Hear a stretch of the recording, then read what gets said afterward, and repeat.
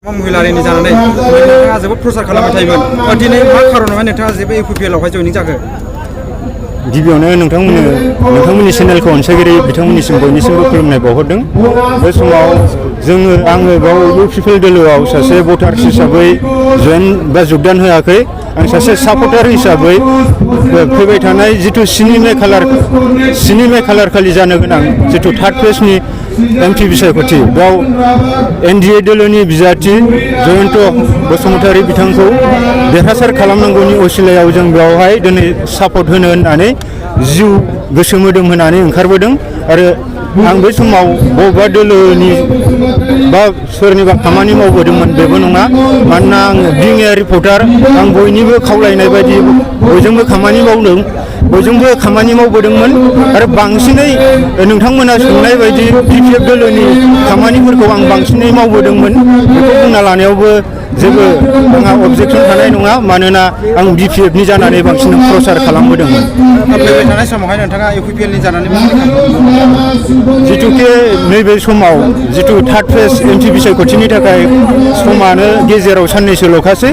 बेखिनि समाव जोङो जिथुके ससियेल मिडियानि गेजेरजों जोङो माखासे गोहोम खोख्लैनो हायो हिसाबै जों बे समाव बुंगोन जिथुके नैबे बुब्लियाव जोङो नुनो मोन्दों। जों फिल्डआव गिदिंग्रा हिसाबै दिनै बिपिएफ दोलोआ हारसिङै नांदों। नाथाय बे जिथु नैबे 1 नं एसटि लकसभा समस्तियाव एनडिएनि बिजाथि बिथां जयन्त बसुमतारी बिथांखौ देरहासार खालामनो दिनै बिजेपि दोलो दङ, इउपिपिएल दङ, बिनिफ्राय एजिपि दं।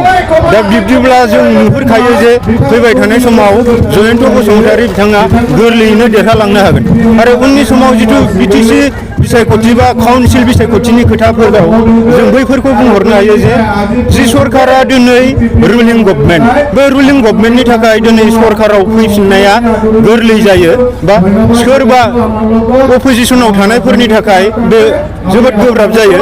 दा बैफोर परिबेसखौ नुहुरनानै दिनैनि समाव जिथुके बयबो जोङो जौगानाय बिथिंजोंनो जों खामानि मावनांगौब्ला दिनै आरो प्रमद बर' बिथांनि दैदेननाय जिथु इउपिपिएल सरकार बिथाङा दिनै बिटिसिआव सान्थि आरो गोजोनखौ गायसननो हादोंब्ला जों बे समाव जोङो बिथांखौनो सापर्ट खालामनानै जोङो फिन खनसे अनलायनायनि गेजेरजों माबोरैबा जोङो बिटिसिआव मोनसे सनानि बिटिसि दाफुंनो हागोन। बैफोरनि थाखाय जों बयबो खामानि मावलायनांगौ होननानै आं सानो।